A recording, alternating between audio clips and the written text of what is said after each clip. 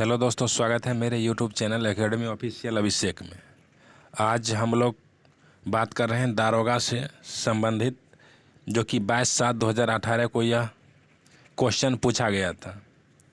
सुनहरा चावल किस रोग के बचाव में सहायक होता है? तो इसका राइट आंसर है जीरोपैथेलमिया। सुनहरा चावल जो होता है जीरोपैथेलमिया रोग के बचाव में सहायक होता है। गोल्डन चावल ऑरेंजा सटिवा चावल का वैज्ञानिक नाम है। चावल का एक किस्म है, चावल का यह वैज्ञानिक नाम हुआ। सुनहरे चावल का प्रयोग वहाँ करना अधिक लाभप्रद होता है जहाँ विटामिन ए की कमी पाया जाता है। तो जहाँ विटामिन ए की कमी पाया जाता है वहाँ सुनहरा चावल का उपयोग करना अधिक लाभप्रद होता है। गोल्डन चावल की खबर 2000 ईसा पूर्व में साइंस पत्रिका में प्रकाशित हुआ था। पॉलिश किया हुआ चावल में थायमिन की कमी होती है। पॉलिश किया हुआ चावल में थायमिन का कमी होता है। मॉनिट्रियल प्रोटोकॉल किससे संबंधित है? तो इसका राइट आंसर है ऑप्शन नंबर डी, ओजोन परत का संरक्षण। मॉनिट्रियल प्रोटोकॉल का संबंध ओजोन परत के संरक्षण से है। मॉनिट्रियल प्रोटोकॉल 1987 ईस्वी में हुआ था। मॉनिट्रियल प्रोटोकॉल का उद्देश्य है ओजोन परत के संरक्षण के लिए हानिकारक गैसों के प्रभाव को रोकना। ओजोन परत में छिद्र होने का सर्वप्रथम पता जोसेफ फॉरमैन द्वारा 1985 ईस्वी में चला था अंटार्कटिका क्षेत्र में। ओजोन परत समताप मंडल का निचली परत होता है।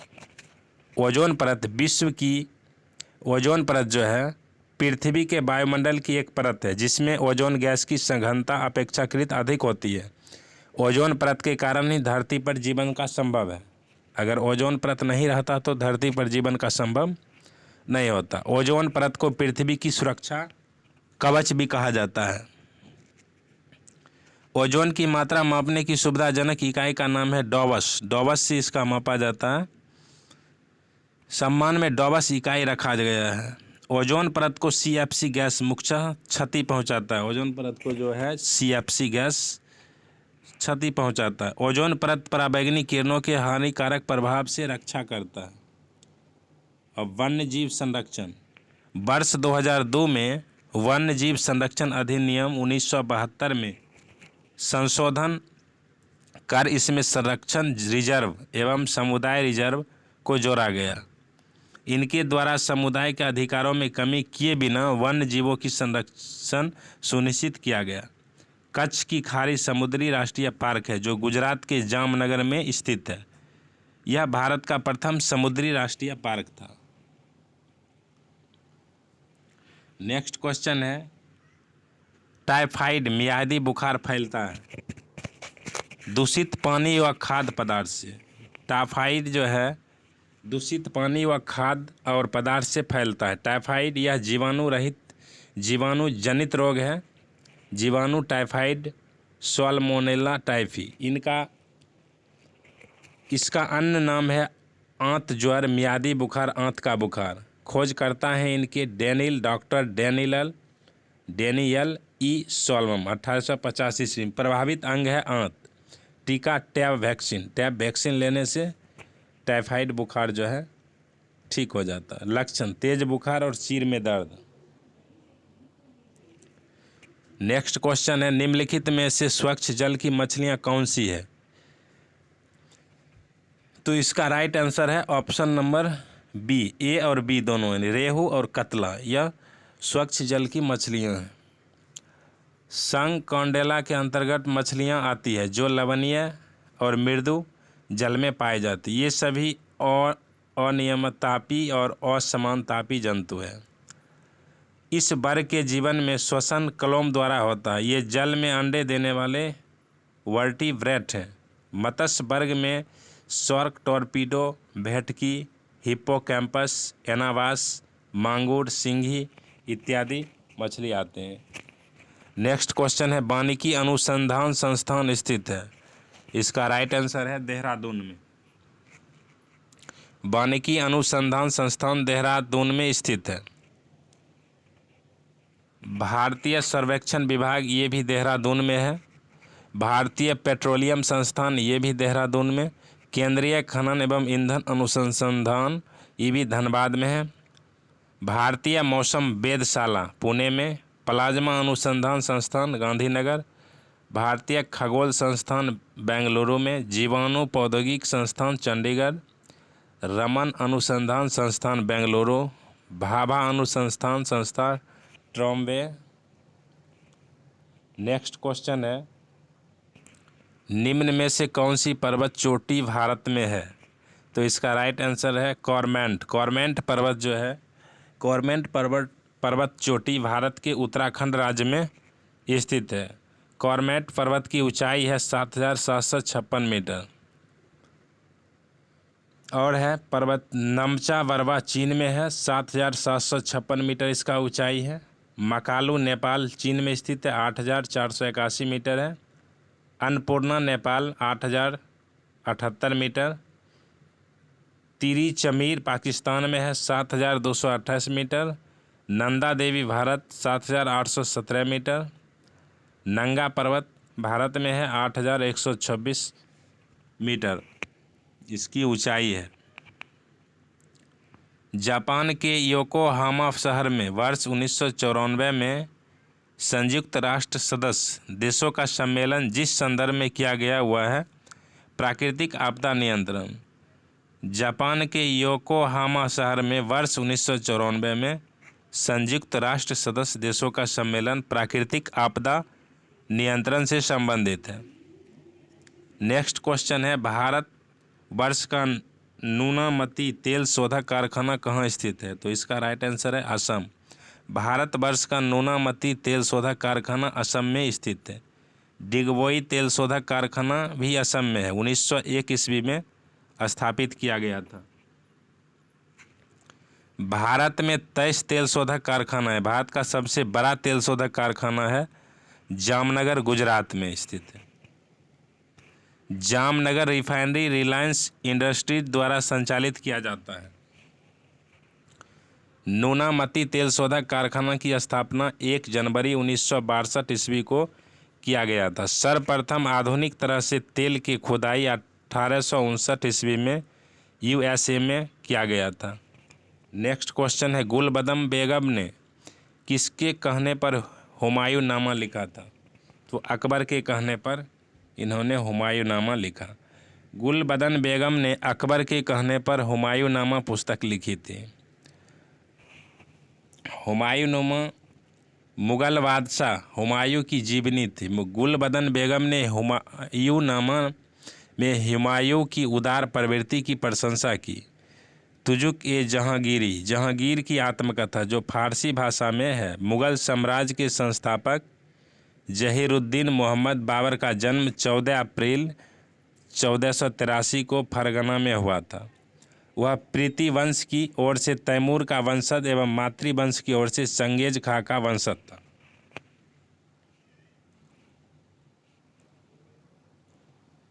बाबर 1494 ईस्वी में 11 वर्ष की आयु में फरगना की गद्दी पर बैठा था।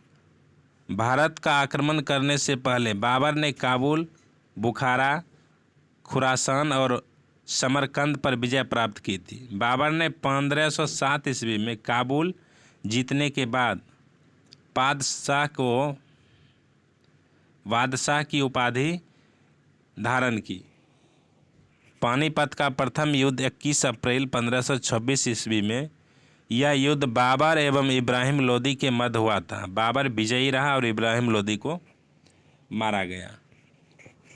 खानवा का युद्ध 17 अप्रैल 1527 ईस्वी में, यह युद्ध बाबर और मेवाड़ के शासक राणा सांगा के बीच हुआ। युद्ध जीतने के बाद बाबर ने गाजी की उपाधि धारण की और जिहाद का नारा धर्म युद्ध पर दिया। चंदेरी का युद्ध 29 जनवरी 1528 ईस्वी, यह युद्ध बाबर और मेदिनी राय के मध्य हुआ था, जिसमें मेदिनी राय मारा गया। घाघरा का युद्ध है 6 मई 1529 ईस्वी। इस युद्ध में बाबर ने घाघरा के तट पर बिहार पर अफगानों को पराजित किया। यह बाबर द्वारा लड़ी गई अंतिम लड़ाई थी। पानीपत की लड़ाई 5 नवंबर 1556 को अकबर और हेमू के बीच हुई थी। इस युद्ध में अकबर की विजयी हुआ। हल्दी घाटी का युद्ध 8 जून 1576 ईस्वी में मेवाड़ के शासक महाराणा प्रताप एवं अकबर के बीच हुआ। इस युद्ध में अकबर विजयी हुआ। इस युद्ध में मुगल सेना का नेतृत्व मान सिंह एवं आसफा खां ने किया था। अकबर का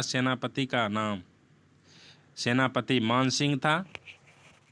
महाराणा प्रताप का सेनापति था हकीम खां, सूर अफगान था।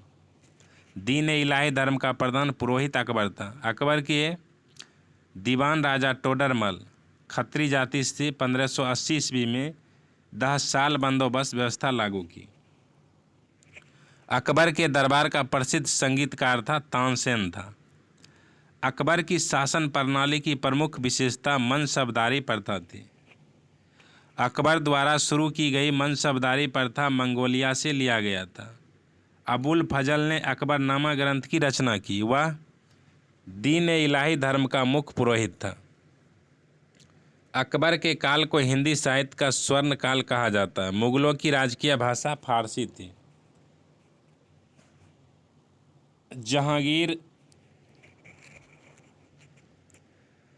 जहांगीर नूरजहां के सम्मान में जहांगीर ने चांदी के सिक्के जारी किए। मुगल चित्रकला अपने चरमोत्कर्ष पर जहांगीर के शासनकाल पे पहुंची। जहांगीर के समय जो चित्रकला का स्वर्ण काल कहा जाता। अशोक के कौशाम्बी स्तंभ का समुद्रगुप्त की प्रयाग परिस्थिति जहां जहांगीर का लेखक उत्कीर्ण था। जहांगीर के मकबरा का निर्माण नूरजहां ने करवाई थी। जहांगीर के शासनकाल में कैप्टन हॉकिंस प्रथम अंग्रेज sir Thomas Roe, William Fitch एवं एडवर्ड टेरी जैसे यूरोपीय आए थे। हुमायूं 1530 से 1556 के बीच चौसा का युद्ध 25 जून 1539 ईस्वी में शेर खां एवं हुमायूं के बीच हुआ था। इस युद्ध में शेर खां विजयी रहा। इसी युद्ध के बाद शेर खां ने शेरशाह की पदवी धारण कर ली, शेरशाह की उपाधि ग्रहण कर लिया। बिलग्राम या कन्नौज युद्ध 17 मई 1540 ईस्वी में शेर खां एवं हुमायूं के बीच हुआ था। इस युद्ध में हुमायूं पराजित हुआ। शेर खां ने आसानी से आगरा एवं दिल्ली पर कब्जा कर लिया। हुमायूं द्वारा लड़े गए 5 प्रमुख युद्धों का क्रम इस प्रकार है: कालिंजर का युद्ध, देवरा का युद्ध, चौसा का युद्ध, बिलग्राम का युद्ध एवं सरहिंद का युद्ध। औरंगजेब, जय सिंह एवं शिवाजी के बीच पुरंदर की संधि 22 जून 1665 ईस्वी को संपन्न हुई। मई 1666 ईस्वी को आगरा के किले के दीवान-ए-आम में अंग्रेजों के समक्ष शिवाजी उपस्थित हुए। यहाँ शिवाजी को कैद कर आगरा के जयपुर भवन में रखा गया था। इस्लाम नहीं स्वीकार करने के कारण सिखों के 9वें गुरु तेग बहादुर की हत्या औरंगजेब ने 1675 ईस्वी में दिल्ली में करवा दी थी। औरंगजेब ने 1679 ईस्वी में जजिया कर को पुनः लागू किया। सीरी का किला का निर्माण किसने करवाया? तो इसका राइट आंसर है अलाउद्दीन खिलजी ने। सीरी का किला का निर्माण अलाउद्दीन खिलजी ने करवाया था। अलाउद्दीन खिलजी ने जमैयत खाना मस्जिद, अलाई दरवाज़ा और हजार खंभा महल का निर्माण भी करवाया। अलाई दरवाज़ा को इस्लामी वास्तुकला का रत्न भी कहा जाता है। 1303 ईस्वी में अलाउद्दीन खिलजी ने सीरी के किला का भी निर्माण करवाया। 1303 ईस्वी में मुख्य सेना चित्तौड़ अभियान में गए थे।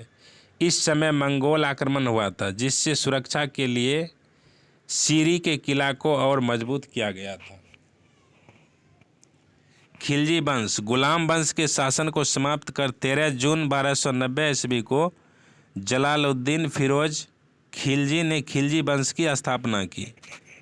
इसने किलोखरी को अपनी राजधानी बनाया। जलालुद्दीन की हत्या 1296 ईस्वी में उसके भतीजा व दामाद अलाउद्दीन खिलजी ने करामानिकपुर प्रयाग में कर दी। घोड़ा दागने एवं सैनिक का हुलिया लिखने की प्रथा की शुरुआत अलाउद्दीन खिलजी ने की। अलाउद्दीन ने भू राजस्व की दर को बढ़ाकर उपज का 1/2 भाग कर दिया। इसने खुम्स लूट का धन में सुल्तान का हिस्सा 1/4 भाग के स्थल पर 3/4 भाग कर दिया गया।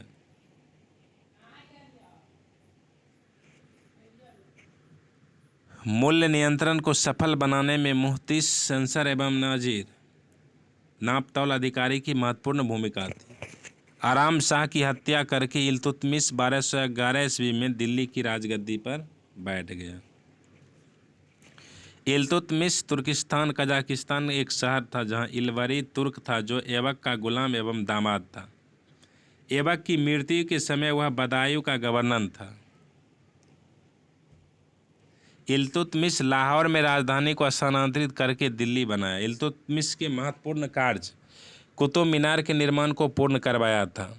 सबसे पहले शुद्ध अरबी सिक्के जारी किए थे, चांदी का टंका एवं तांबा का जितल। इक्ता प्रणाली चलाई। 40 गुलाम सरदारों का संगठन बनाया जो तुर्कान एवं चिह लगानी से नाम से जाना जाता है। सर्वप्रथम दिल्ली के अमीरों का दमन किया था फिरोज शाह तुगलक ने। फिरोज शाह तुगलक राज्याभिषेक भट्टा के नज़दीक 20 मार्च 1531 ईस्वी को पुनः फिरोज का राज्याभिषेक दिल्ली में अगस्त 1331 ईस्वी को पूरा हुआ था। अगस्त 1351 ईस्वी को पूरा हुआ था। खलीफा द्वारा इसे कासिम अमीर उल मोमिनीन की उपाधि धारण की। आज के लिए इतना ही, मिलते हैं नेक्स्ट डे अगले क्वेश्चन से लेकर। वीडियो अच्छा लगे तो लाइक, सब्सक्राइब और शेयर करना।